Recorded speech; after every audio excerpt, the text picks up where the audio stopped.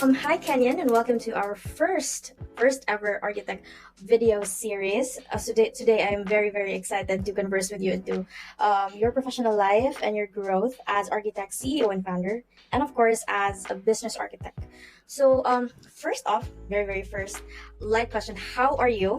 What's been particularly on your mind lately, or is there anything exciting or groundbreaking in your life recently? Hey Claire. Yeah, I mean, things that have been on my mind lately have, as always, been about trying to share this discipline of business architecture to public sector organizations, those that are looking to make some type of social impact, and how that group can leverage business architecture as a real tool that supports that work effort. I've always been passionate about supporting society. That's just always been, my focus.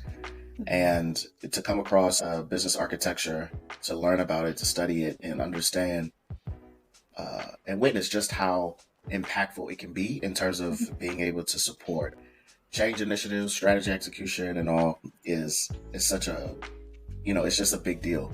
And so I've just really committed myself to figuring out how to share this practice with other organizations that, are looking for a new way, a new approach to view their work, to begin to implement strategy, to be more successful in change, to, move away from all of their silos and actually begin to be organizations that are advancing towards, their mission. So that's what's on my mind. That's, Claire, every time you ask me what's going on, that's that's what I'm talking about.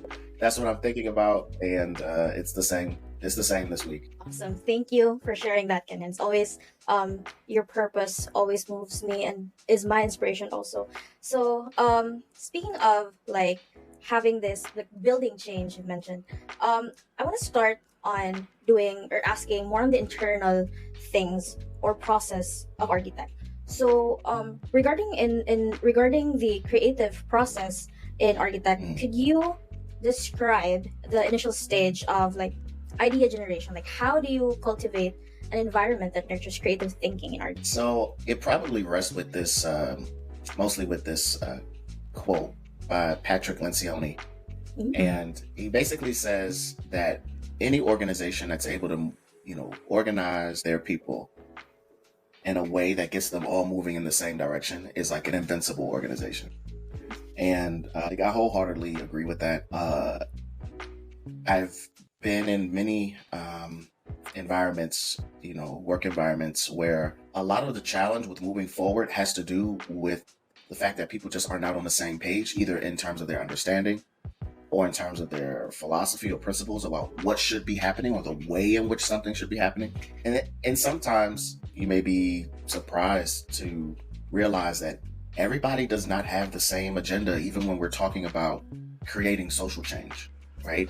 Like there are usually uniform ideas about this, particular social issue is a problem, but the extent to which we feel it's a problem, the extent to which we think it should change, the extent of who we believe is responsible for the change, there's so many degrees of difference there that it really creates challenges when when you are a social impact organization and you're responsible for creating this impact and you can't get everybody on the same page. So when I started thinking about ARGITEK, that was like top of mind, that even as a small business, there's a need to ensure that we are all on the same page and that we're all understanding the direction that the organization is going and why the organization exists. So that's really what brought about the whole, we have internally our whole 360 rule. I love it. That right, it makes it very easy for us to communicate without even communicating, right? And yes, that's true. I think, well, and I should explain what that is. So our 360 rule is basically if you can answer 6 questions that, really highlight the why of what we're doing and ensure that the why aligns with the core values of architects, then we can do it, right? We can try it. Yes. And I think that allows us to remain creative, right? It doesn't limit us too much. It's like it creates a frame that we can just pretty much more to the fullest, right? As long as we can align it right back to our our core values. I think that those are what has gotten us to the point of ARGITEK having these different opportunities for growth and for creativity. Yes, that's fascinating, Kenyon, because me myself have tried the 360 approach, and yes, it's very efficient in doing Yeah. from starting from scratch to building Yeah. this idea to something, and it's a great guide for doing something from start. So from the perspective of like a business architect, so how does the 360 approach influence the execution phase of a project, and how do you determine the success of this approach? So I mentioned like the 360 approach is really just 6 questions, right? Yes. Why does a particular project or idea, what have you, exist? Like, what is it here for? How will we respond? How will we act as an organization? What will we do, and as it relates to the implementation of this project or creative idea? How will we succeed? Like, how will we measure that? Why is this important right now? Like, why is this particular idea, project important for us to execute right now? And who has to do what, right? The signing, Yes. who's going to be responsible for what? There are areas now, let me, before I say what I was about to say, those are really very much internal to ARGITEK. And Yes. I don't necessarily think of these, 6 points when, say, I'm working with a client, but from the context of business architecture, I think much of this applies, because while Patrick Lencioni, when he was talking or made the quote about everyone getting on the same page, there was a lot there about organizational culture. Business architecture, though, pretty much achieves the same thing in terms of helping to support or generate organizational alignment. But it does it in a way that isn't necessarily focused around culture, but focused on, all of the components that make up what an organization is, right? When we talk about the collection of skills and resources and, stakeholders and policies and business rules and, processes that support, the impact an organization seeks to make, all their policy. I mean, just all of these various areas that, when we put it all together, really shape what the organization is. Business architecture helps bring into view all of those pieces, how they interact with each other, and allows us to be a lot clearer in being able to answer these questions about, how as an organization, how are we to create value? Yes. How do we leverage the skills, the resources, our capacity, our capabilities to deliver on that value, right? Why is it important for us to succeed? What are the priorities, in terms of where we should invest, or priorities in terms of what projects really will move us closer to, whatever goals we have versus others. While business architecture doesn't, necessarily formally adopt a 360 view that we have in ARGITEK, it definitely, as a discipline and as a practice, still fall right in line with that concept. That if we can get everybody on the same page in an organization, we can be invincible, right? We can pretty much dominate, where our industry, where we're trying to achieve. That's what I would say in terms of business architecture in 360. And that, ladies and gentlemen, is building change. Very insightful, Kenyon. That's true. Very insightful. Yeah. Yeah. So thank you for that. Now, talking about change, I want to dive onto your personal growth also. So how has your approach to like driving change evolved over time? So my approach to driving change, I would say, similar to many that have been in roles where they're responsible for change management, where they're responsible for project execution or things of that nature. We look at change as usually from a probably more so of a cultural perspective. Okay. And what I mean by that is our focus is getting everyone on the same page, but it has to do more with, are we communicating? Are we all, communicating well? Do we have the right meeting notes? Has everyone read them? Does everyone understand what we're doing? How do we all feel about, the direction that we're going? It's important conversation, but it does not get to the heart of what actually needs to change in an organization. And so my introduction to business architecture, which is very focused on what in the organization exists and what needs to change, having that learning has significantly shifted my focus when it comes down to implementing a new project. Whether I'm in a situation where I'm working with a client, or whether I'm like in-house in an organization implementing, being at the forefront of implementing a project or a new initiative. It's not just about let's get everybody on the same page via conversation or understanding the project plan or assigning roles.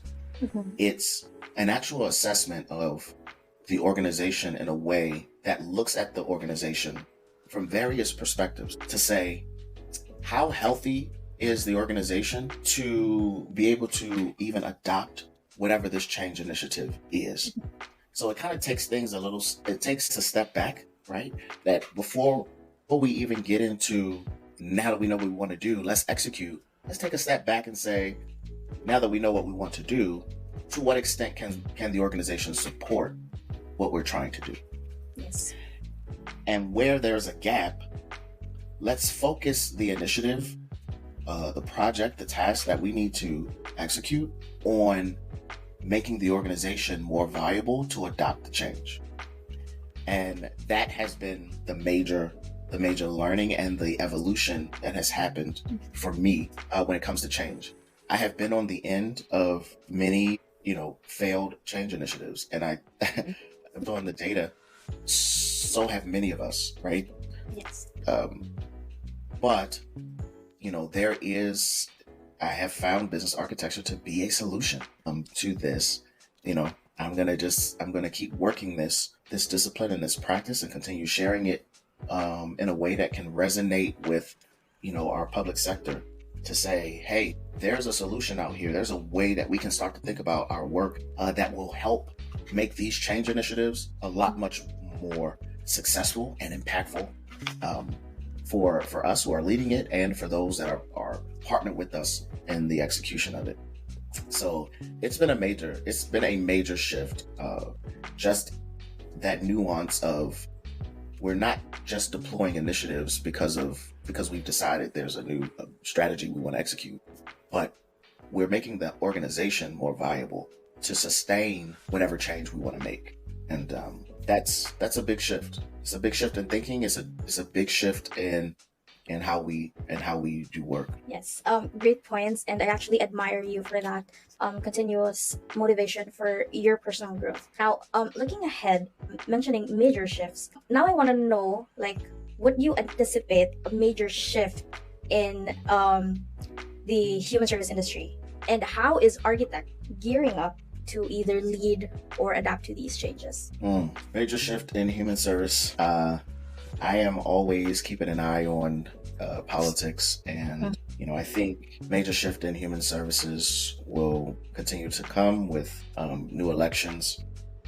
But I hope ARGITEK can be the shift in human services. I mean, I started out talking about politics because I am always looking at the way our government structure, our policies are impacting on, our nonprofit organizations, and what the extent to which not only they're able to fund and support the work that they do, but also how much need is generated by certain policies that pass, certain legislation that passes, the impact that has on either exacerbating certain social issues or helping to improve them.